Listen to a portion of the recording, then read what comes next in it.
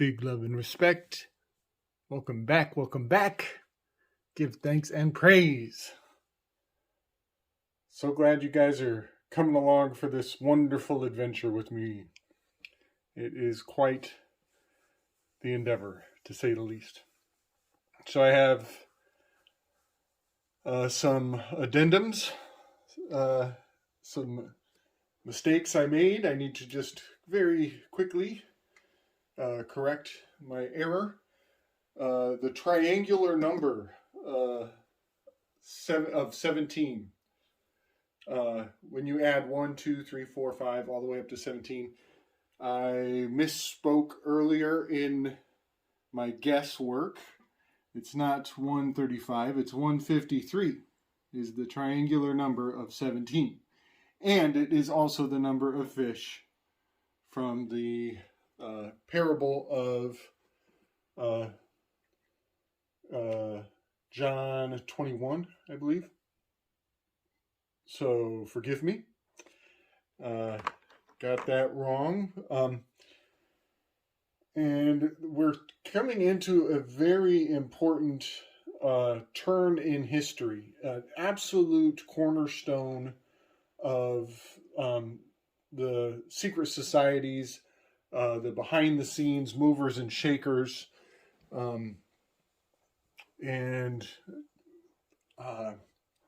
there is a lot to try to convey here in this at this point in the timeline. And I mentioned it in my last video when I spoke on Cecil Rhodes being an amalgamating of alchemy and eugenics, pointing out how Darwin has given religious superiority agendas a scientific venue to, basically install a caste system, to justify the caste system scientifically, when they took Darwinism and added and applied it to human politics. It gave science a bit of a throttle into the religiously accepted paradigms. So Cecil Rhodes and Blavatsky both, they were conflagrating and reorganizing these agendas into a more socially palatable construct. So we're at a very important moment in time here.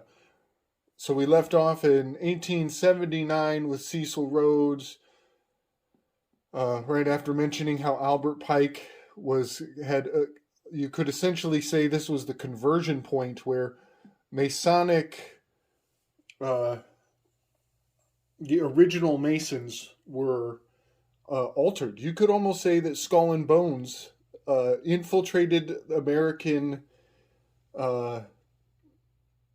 school systems, education systems, higher education, and the Greek fraternal orders kind of bled into the Masonic lodges, and there was a large conversion point. So I mentioned before, I think this should have started off as purple, but once the Skull and Bones came, and this is the Jesuits chasing the Protestants, you could say that is the point where Masons started to change from Hermetics into Gnostics. Albert Pike came along, he really sealed that deal, and now Masons are fully red, eugenics-driven agenda. But something really important happens right here with Albert Pike, 1865, and the Civil War, 1865. Something very, very important happens here. And I talked about it earlier when I mentioned how, the South was religious and the North was scientific. The South was agricultural. The North was industrial. And things really turn on their head at this point in just the the most profound of ways, because let's just focus on the assassination of Abraham Lincoln. In that event, which, by the way, happened on tax day, the April, essentially 14th into the night of the 15th, which is also the day of the Titanic. It's the crossing point. X marks the spot on the Analima. That single event is so utterly profound. There is so much to say. But let me just put it this way. When John Wilkes Booth performed that act, he was an actor. They were literally on a stage. There were literally people put in a position to be a mass of witnesses, much like the Challenger, much like 9/11. It's always staged. These are always actors. These events are meant to have multiple witnesses so that the effects of the spell can ripple into the collective that much faster. When John Wilkes Booth landed on the stage, allegedly breaking his hip or injuring his leg, he stood up and he yelled in Latin, Sic Semper Tyrannis, I believe that's it, which is death to all tyrants.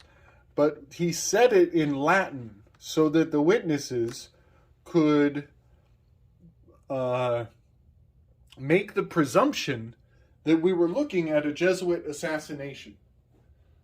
And so the Jesuits were very much foreshadowed to be making assassination attempts on Abraham Lincoln's life. He talked about it multiple times, kind of like Tupac. He prophesized his own death in a major way. And when people look back on his works, they're like, aha, it all makes sense. So my point is that all of this has all of the ingredients of a script being planned. However, all that aside, and the Jesuits love to self-inflict. They will send out their assassins. They will let certain of their henchmen be killed so that their agendas can be met.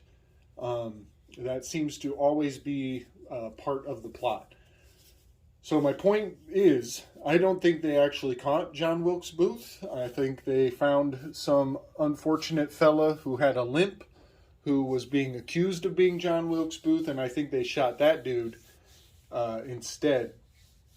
But the most important part of Abraham Lincoln's assassination towards the end of the Civil War there, the most important component of that event is that the Vatican was given blame for those events.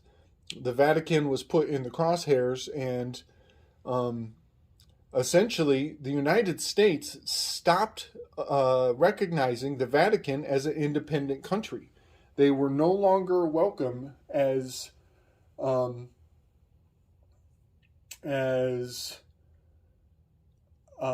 political,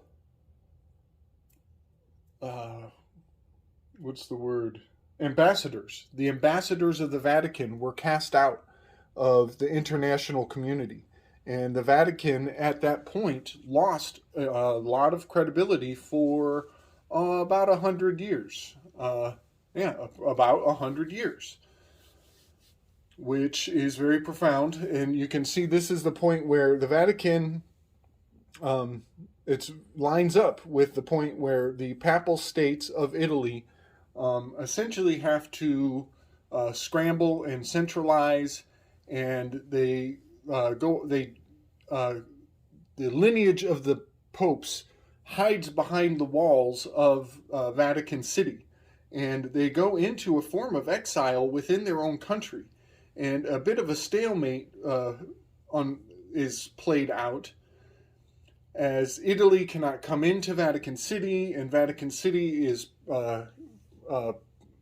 perpetuating the mantle of the king and the vicar into the same person for about for 50 years at this point, when the Vatican comes to an agreement with Italy and a treaty is made, and the Vatican is reestablished as the Vatican that we call it today, in that central location that is an autonomous country.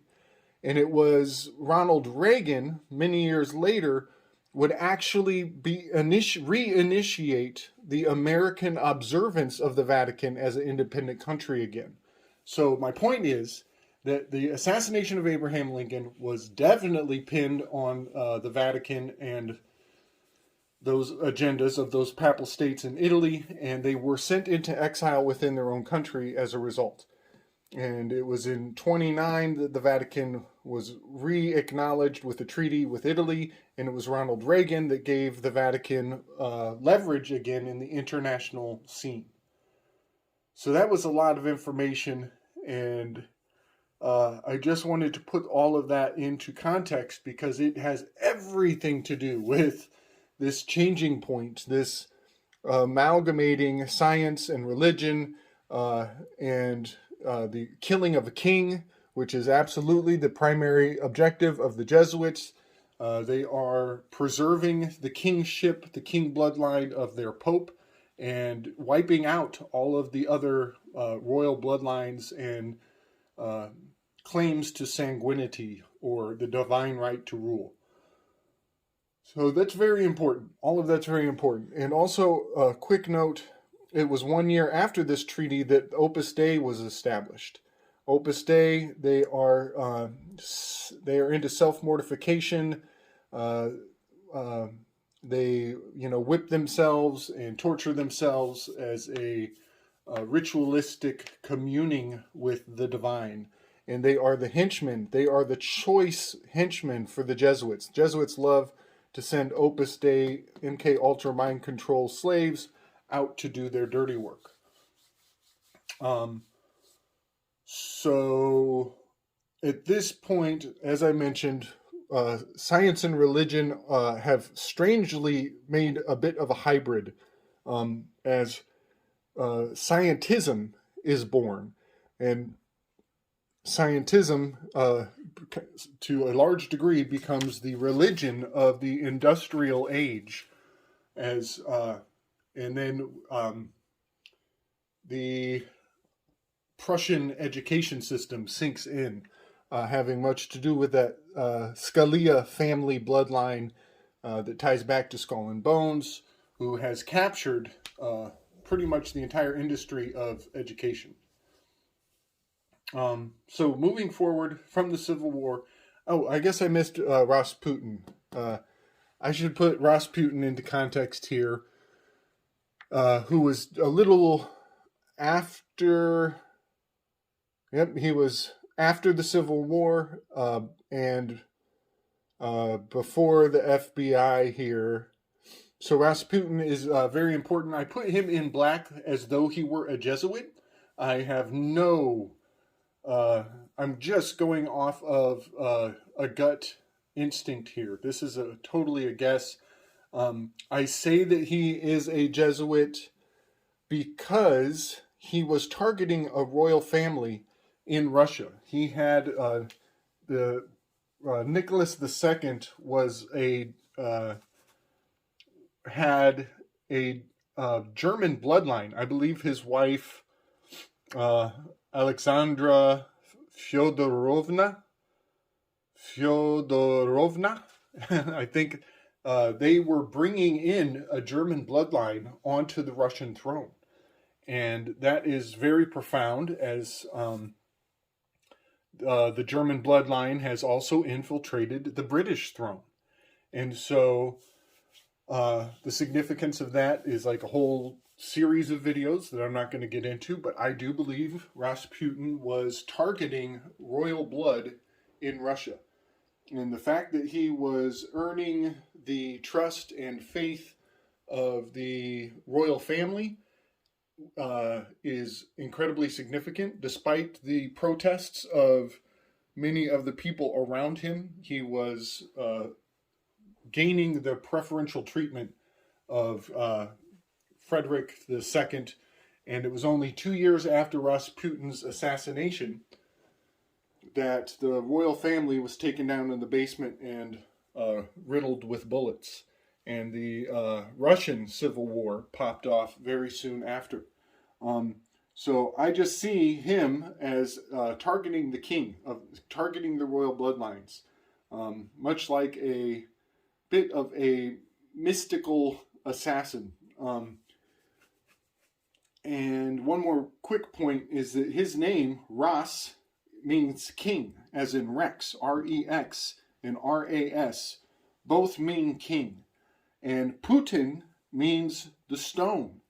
And so what his name is encoding is that the stone is the king, Peter, Petra, and that stone hails back to the Vatican. Pope Peter being the first pope, Saint Peter being the first pope. So his name is encoding a hail back to the old union between the Catholic and Orthodox, and in fact he's probably claiming that the Orthodox Russian Orthodox Catholicism is the true kingship. We could maybe say he's a Russian Orthodox version of the Jesuits. Maybe that's what I'm seeing there. Okay, sorry, a lot of ranting going on. I'm trying to stay in the flow. So Rasputin, let's call him an Orthodox equivalent of the Jesuits. Let's just put that into the realm of possibility here. So yeah, soon after him, the FBI is established in 1908. And I think this date might be a little hazy. There might be early forms of the FBI was put together in 1908, but they were really throttled over the next 30 years when Prohibition came into effect. In fact, it's almost as though the FBI required Prohibition so that they could forward their agendas to the utmost. But I just want to point out, J. Edgar Hoover has a RH in his name. Edgar Hoover, R to the H. And he was one of the founding figureheads of the FBI. Also, J.R. Hoffa. Hoffa's name has the same R to the H. And I will point out that the R in Hoffa's name is Rydell, or you could read it as Riddle. And I find that quite intriguing, as Hoffa, his body is missing. We don't know where he was buried. There is quite a bit of enigma in Hoffa's story. And the hiding of bodies, I believe, has to do with necromantic prevention protocols. You could say that throughout history, royal families, they section off body parts and send them in different places so that people cannot perform necromantic ritual. Whether or not that shit is real is not for me to say. The fact that people believe that it's real, that's what is important. So I just want to make a quick point about the FBI and Prohibition. And I've done this work really early in my videos. I took all of the tarot cards and the major arcana, and I listed them out with, I think it's 18. I think it was 18 or 20 some alchemical processes. And so you have the major arcana, you have the alchemical process, and then I put the amendments, all of the amendments in order. And I ran the tarot with the amendments, and the alchemical processes. I'll just do the Trinity here. And I ran them down and found quite a bit of correlations in my video, and then I actually went back to watch my video and found even more correlations. And I think I might have to do another video. But in light of Prohibition, I find it very beautiful that the 18th tarot card is the Moon card. And I failed to mention this in my series. And wouldn't you know, it's the 18th Amendment that gives us Prohibition, which gives us moonshine. Isn't that beautiful? I think that's absolutely magical. And there were some other revelations that came to light after that video. And I might have to reapproach that one. Now that I got a bigger dry erase board, I can really lean in on some of those projects because I have more room to spread out and make more sense of some of these visions. All right, so FBI. Prohibition, by the way, was actually setting up the automobile industry to be strictly petroleum-based. And if the machinists of the world wars, if those machinists were able to make innovations on vehicles, then every motherfucker in the country would be growing moonshine in the backyard to drive their own vehicles around. So they had to put a stop to alcohol use and put it in the light of human consumption, as in us drinking alcohol, to prevent and vilify and criminalize and drive a penal, the penal system, the private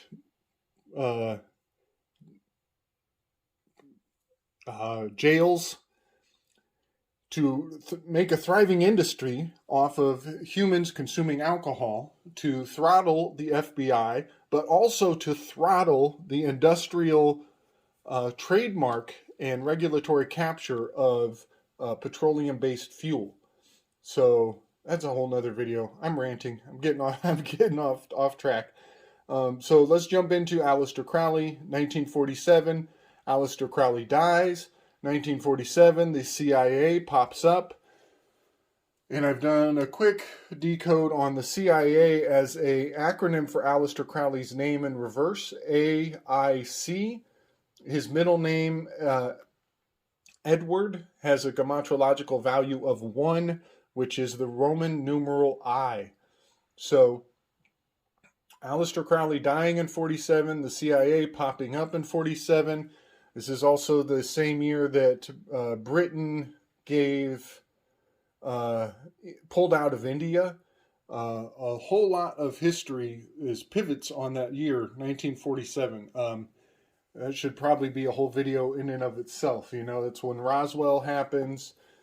Elrond Hubbard is popping on the scene. A couple years after that, Scientology is about to come into the picture in a major way.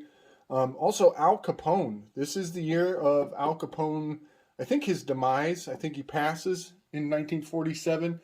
And a quick thing about Al Capone having that mafioso. His name is very profound to me. He's in my list of sacrificial goats, being a figurehead for to receive negative programming. Essentially, these caps, these sacrificial goats, Capra, Capricorn, El Cabra. He's Al Capone, A-L. That's the first. Al Capone, he's the first goat. People channel all of their animosity into this figurehead. And then that figurehead goes through a great fall later in history, and everybody thinks that they have received remedy, or that because this sacrificial goat was punished, that it absolves all the things that happened in their lifetime behind the scenes. El Chapo, Al Capone, the Capitol riot. So many things are essentially vessels for all of the negative energy that will later be sacrificed in a public display of absolution. Very profound. So Al Capone falls into this 1947 area. And then let's jump back up into Italy. The most modern day installation of Italian dynamic shifts is 1968 with the Club of Rome. And I'd spelled it with the K and highlighted the M, because we are definitely looking at the Knights of Malta and the MK Ultra programming, and MK Naomi popping up. Anybody who remembers back in the day when they used to play the national anthem at the end of the night when your television was turning off, there were subliminal messages being displayed in the screen while the national anthem was playing. And that involved MK Naomi and MK Ultra. And they were actually programming people to buy into, to value MK Ultra and MK Naomi. That's a whole nother rabbit hole in and of itself. But all of this was happening right around 1969 with the Club of Rome popping into the scene. And this is right around the time, just a decade before Ronald Reagan is about to bring the Vatican back into the international scene. And we're about to accept ambassadors from the national territory that is known as the Vatican. Cloak and dagger shit going on in a major way. It's a major way. So I kind of jumped over the world wars there, 1914, 1941-ish. Those are estimated dates. So I want to bring to light how, when we call them World War, WW, we are actually saying in reduced ordinal, 5 by 5. This is the magic square of Mars. People have no idea how the magical systems are being injected into the collective consciousness, and we just go along with it. We agree to use these terms. We agree to use this magical square of Mars every time we accept the name that is given. You know, that's why I like I like finding alternative terms for these mass murder events. When we all agree to call this World War whatever they tell us to call it, we are almost absolving that Saturnian death cult international banking cartel of any of their guilt. So that's why I like to call like the Civil War. I really like the term the War of Northern Aggression, you know, the war between the states. Just getting a little more creative, you know, taking some creative license with these terms pulls the power out from under them. So when we call these world wars or WW1, WW2, we are using that magical square, and we are channeling much power into a captured term. Okay, 1987. Oh no, let's do Elrond Hubbard. Let's get into Elrond Hubbard. This is a good one. I'm going to link some show notes, some other shows people could look into regarding sCIAntology. Elrond Hubbard's name is an anagram for Lord R.H. Anub, and his name Elron is R, Hubbard is an H. They are definitely big upping the eugenic agenda in a major way, and sCIAntology is running the show in Hollywood. It's absolutely, it's running the show, but it's not just Hollywood. Don't get it twisted. These fools are running the show at the post office. They're running the show in the IRS. They have infiltrated the entire fucking government. You could almost make a case that sCIAntology has infiltrated our entire governing body. And I would even take it as far to say this is exactly what is wrong with the world today. These guys are tied in balls deep with NXIVM. So the fact that the Elrond and the RH goes all the way back to the Gnostics and the Maltese Knights and mind control is just glaringly obvious. They're getting really flippant with their mind control capabilities. So I just want to put them on blast as much as possible. That is definitely the modern day enemy. The word Scientology actually has anti-logos in their name. Scientology is very anti-logos, I would even take it as far to say that they want to proclaim themselves the Antichrist of today in a major way. So, moving forward from 1952, then we jump into that Club of Rome, which is probably some tie-ins, some connections there going on. And one more quick thing about Scientology. People need to really look into these guys. I really want people to do their own legwork here. It doesn't help for me to just make these outlandish claims. You know, they have a prison for people who violate their internal social credit system. So if in Scientology, they do a lot of hypnotherapy and past life regression work, and they actually have a system in place where they tell people if you go against a person's past life vision or, you know, whatever download they receive, that you will get demerits. And if you establish too much demerits, you will go into this private prison system where some people have gone in and they've not come out. There are, I think they call them camps. There's so much to say. I could go on and on. Two more points before I walk away from this. I believe Scientology and the CIA are deeply embedded in North Korea.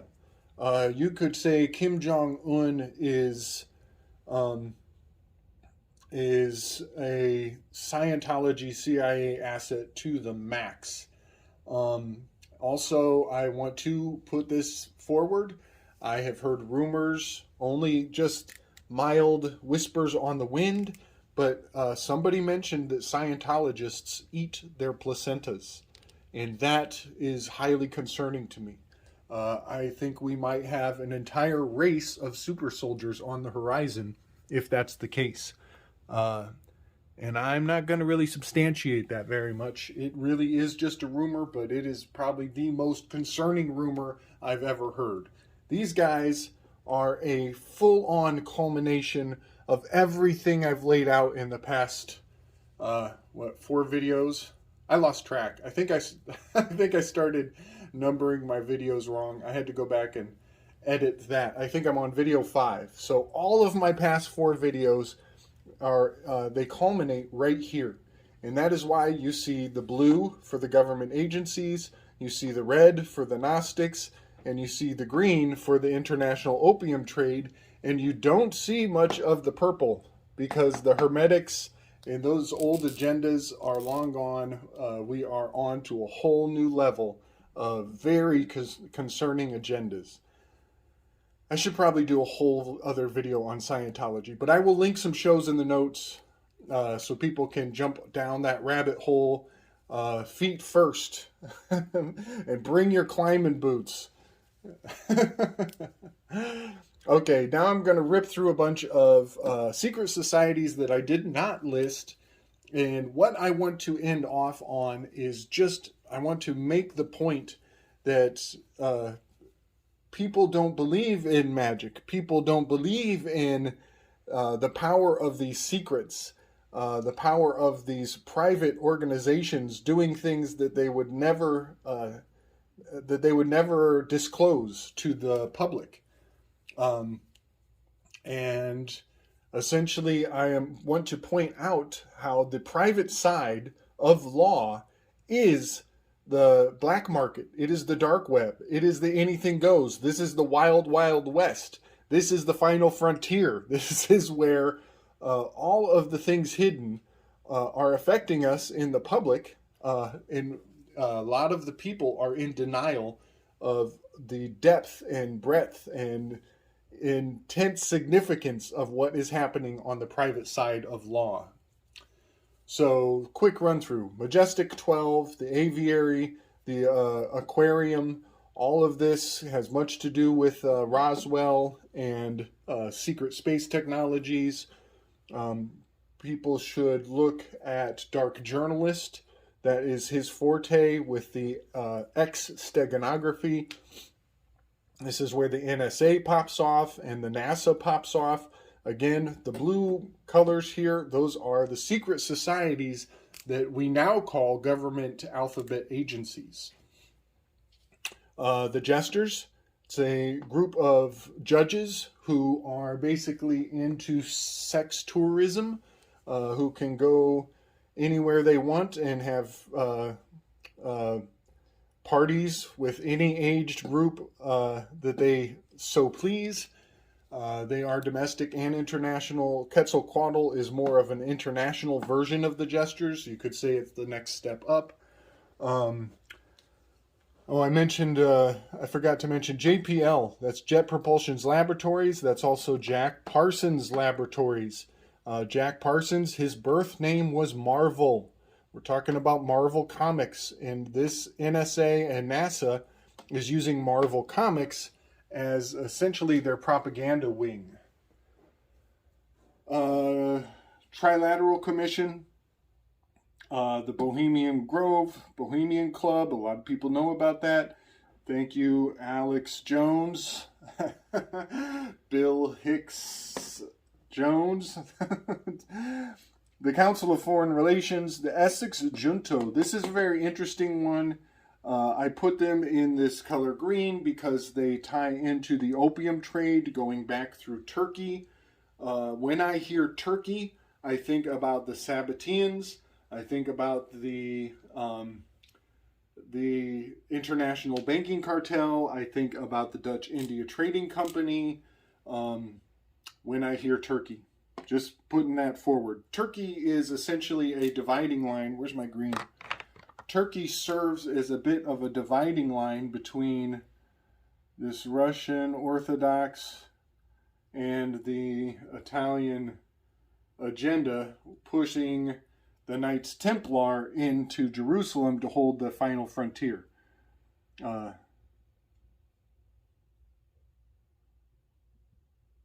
Jerusalem. And calling it Jerusalem is very important when we're talking about final frontiers and holding a front line with proxy warriors. Okay, getting off script here. Essex Junto is a very interesting little history to look into if anybody's interested. I did put Alcoholics Anonymous down as a secret society. Yes, you're welcome. Thank you. I'm sorry. Thank you. You're welcome. I put them on the list because AA is a Astrum Argentum, hails back to an Aleister Crowley system of secret societies. And in Astrum Argentum, they have a lot in common with Alcoholics Anonymous because they have a system of sponsorship. There is a advanced student sponsors a new acolyte, a neophyte, and I just want to put the word sponsor I'm not saying Alcoholics Anonymous is bad. I got family that's way, way into Alcoholics Anonymous. I'm not saying it is bad. I'm saying it... Abracadabra. Okay. Part 5 of the History of Secret Societies. Take 2. Oh my gosh, I actually got all the way through the list before I realized my video had cut out on me. And man, did you miss a grand production. I'm going to try to recap the spirit of my culmination and bring it all back around one more time here. So I ended off, my camera cut out on Alcoholics Anonymous. I was just ranting and raving about the word sponsor and how sponsor has spawn, sire, and this is how Astrum Argentum is proliferated. And so I was saying that Alcoholics Anonymous has a built into its dynamics, into its structure, its foundation, is very similar features to the Astrum Argentum, which is an Aleister Crowley system of proliferating a secret society. So it was AA that keyed me in to look deeper for the commonalities between Alcoholics Anonymous and Astrum Argentum. And one of the deepest commonalities is this sponsorship, in the fact that Astrum Argentum is a system where an advanced, you could say, an advanced acolyte will take on a neophyte and guide them through the ranks further and further into more and more advanced stages. So I find that profound because that is also part of the format that Alcoholics Anonymous takes. And just a quick point, Alcoholics Anonymous has a bit of some cognitive dissonance built into the name, as it claims to be anonymous. However, in the practice of that process, your private information is bled out into public purview. And that is just enough for me to include them on the list of secret societies, because what we have is that bridge between your private information and a bit of a confessional. It's a public confessional where your private experience is put into the public purview. So that is something that is very integral to secret societies, where in order to get further and further in the societies, your private information, your shame, the things that you may be ashamed of, are used as currency to give you advancement into the secret society. And a lot of people would just label that very cut and dry as shadow work. You're doing shadow work, and it does advance you deeper and deeper into the understanding of your own psychology, thereby giving you a better grasp of human psychology en masse, and that gives you a deeper understanding of what some people might call magical systems, or means of influencing the thinking process of the collective. So I'm going to step away from Alcoholics Anonymous, Astrum Argentum, and shadow work in general. And the rest of these secret societies on this list go directly into the shadow. Speaking of, you can think of the ones I've boxed off here, you can think of these as very much the dark internet, the dark web, the most shadowy brotherhoods or fraternal orders, if you will. So the Sabbatians, man, whew, those guys are into some high-grade darkness. And in fact, I would maybe correlate the Sabbatians with Rasputin in a major way. You could, some people might say that Sabbatai Zedi, who was in the it was even earlier than that. I think it was the 1300s, 1600s. I don't know. You could say Sabbatai Zedi probably had some influence on Rasputin in a pretty significant way. There's probably some connections there. But Sabbatians, essentially, to sum it all up, they love some revelations. They love to bring on the apocalypse. They are really into bringing the end of the world.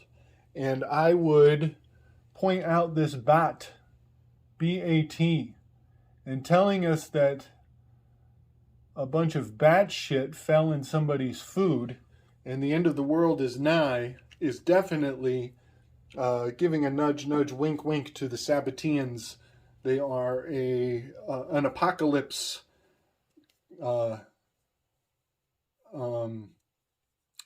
zealots. They're apocalyptic zealots. Ooh, that's great.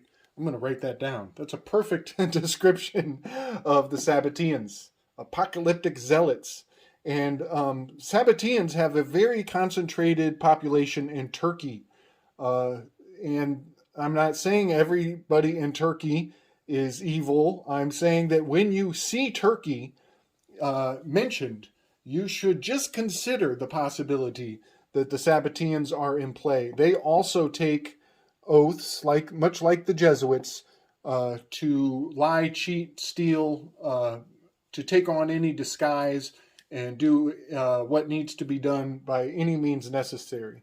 Sabbatians and the Jesuits are probably pretty closely related at their root. So the ONA, that's the Order of Nine Angles. Everybody check out William Ramsey. He has so much to say about the Order of Nine Angles, Smiley Face Killers, the Zodiac Killers, Synagogue of Satan.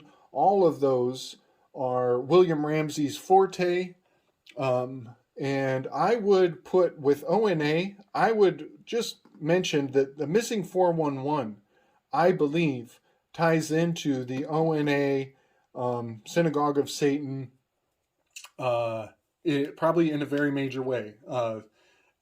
And all of that is links in. I have MA. This is Michael Aquino. And I just want to point out that Michael Aquino was put in charge of all of the religious orders of the military. And he has an underground bunker called the Presidio in California. And so when you hear DUMBs, deep underground military bases, you should be thinking about Missing 411, Michael Aquino, the Presidio, Order of Nine Angles. There is a lot of nefarious shit going on in real time, very concerning stuff. But William Ramsey is a good resource for that.